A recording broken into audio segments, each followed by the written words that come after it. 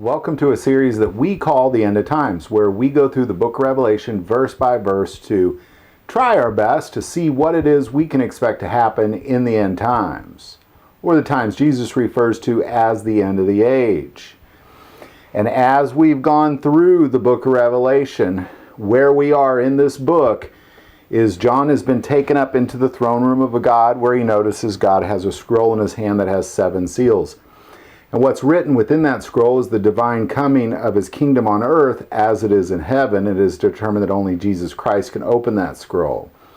And as he opens the 7 seals, what we see is leaders be anointed on the earth, war, famine, death, a heavy persecution of Christians, and all of that is caused by man. Now, God is always in control, and him and his horsemen are allowing this to take place. But it is the evil hearts of men that is causing all this. And finally, after the 7th seal is broken, what we see is, for the first time, the wrath of God unleashed on the earth. And what we see is essentially 7 angels that have 7 trumpets. And as each angel blasts a trumpet, different things take place. First, hail and fire fall from the sky on a third of the earth, which is Babylon. So we're witnessing the destruction of Babylon. Second, a meteor hits off the shore of Babylon. Third trumpet, an angel named Wormwood comes and poisons the hearts of men in that third of the earth, followed by darkness on a third of the earth. Meanwhile, the rest of the world is just looking at this kind of in awe, and they actually have a lot of opinions, and we'll get into that as we get further into Revelation, but they're witnesses of this. And then when the 5th trumpet blasts, what we see is an angel comes down and opens up the bottomless pit, which then smoke rips out of it like a furnace, darkening the entire planet. So prior to the 5th trumpet, only Babylon is being affected. With the 5th trumpet, the whole world is now being affected. And what comes out of that pit other than smoke is all these locusts who sting people and cause so much pain that they want to die. Now these are spiritual things because they're being led by the angel, the king of the bottomless pit, an angel named Abaddon. The 6th trumpet blasts and 4 angels are released from the river Euphrates, and they have an army of 200 million spiritual beings who then kill a third of mankind that is remaining, and that's where we are at now. So we're going to pick it up there in Revelation 9 verse 20. But the rest of mankind who are not killed by these plagues did not repent of the works of their hands, that they should not worship demons and idols of gold, silver, brass, stone, and wood, which can neither see nor hear nor walk. And they did not repent of their murders or their sorceries or their sexual immoralities or their thefts. Now, this is a fascinating couple verse because you can get a lot more out of these 2 verses than what you're actually reading here. Let's start by saying clearly nobody remaining on the earth at this point is of God, because it says the rest of mankind did not repent. So what that means is a couple different things. If you look at the 5th trumpet, when it blasted, Revelation 9 verse 4 says, they were commanded not to harm the grass of the earth or any green thing or any tree, but only those men who do not have the seal of God on their foreheads. So clearly men of God and women of God were around at the 5th trumpet, but by the end of the 6th trumpet, right before the 7th trumpet, they're gone. Now, there's a lot can be said about this. First of all, we're going to say that the rapture of the church has taken place sometime before the 7th blast of the trumpet. And we'll get way more into that when we get into chapters 11. We'll get deep into the rapture of the church because it's written within chapter 11. But all that remains is clearly not of God. So what did they witness up until this point? Well, what they saw was they watched a third of the earth, Babylon, get destroyed. Then they watched the whole earth become dark. Then they were stung, and when they had so much pain that they wanted to die. And then while they were still in the dark, some spiritual beings came and killed a third of mankind, and they're still in the dark at this point.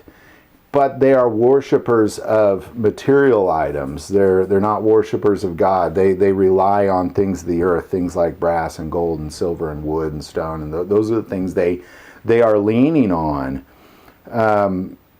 So at the same time that all this is happening with the third of the earth, and now of course it's dark. Keep in mind it's dark. Then this rapture occurs, and they are clearly blaming something other than God. So if we go back to 20, but the rest of mankind who were not killed by these plagues did not repent of the works of their hands, that they should not worship demons and idols of gold, silver, brass, stone, and wood, which they can neither be seen nor hear nor walk. And they did not repent of their murders or their sorceries or their sexual immorality or their theft. So who are these people? Well, first, the church is gone at this point. We'll talk about that exact moment when they get raptured again in chapter 11. But they are worshiping demons because they are worshiping the beast first and foremost. So they worship demons. And we'll get really into who these demons are as well when we talk about the beast. We're going to spend many, many episodes on that.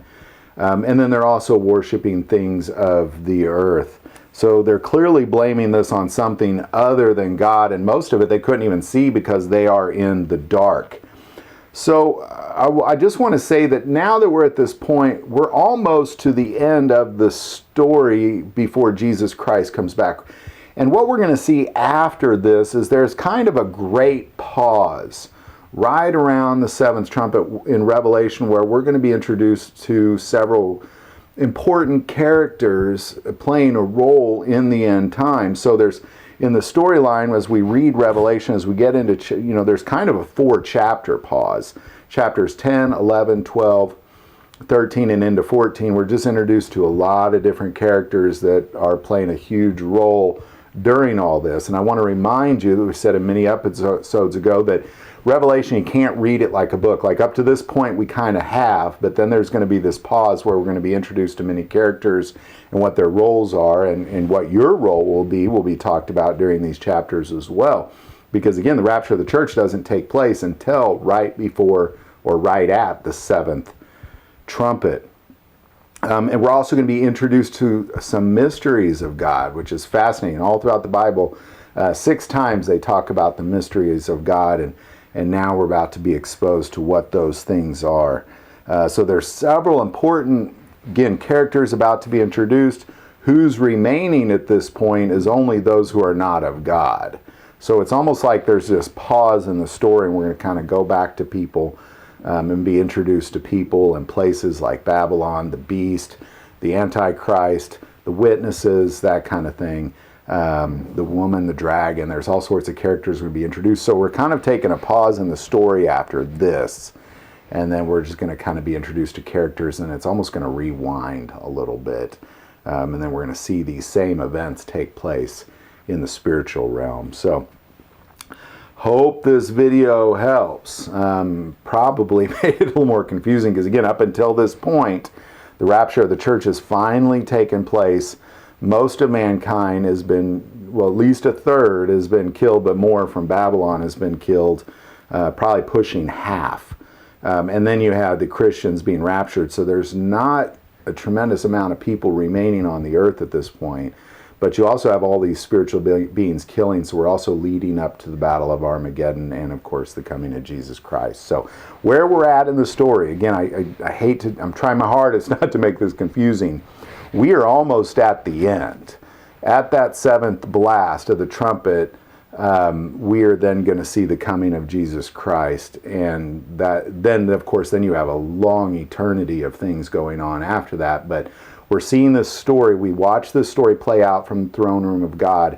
We're going to be introduced to a lot of characters now that played a role in this story. And then we're going to see this more from a spiritual realm as well as what this looks like on the earth.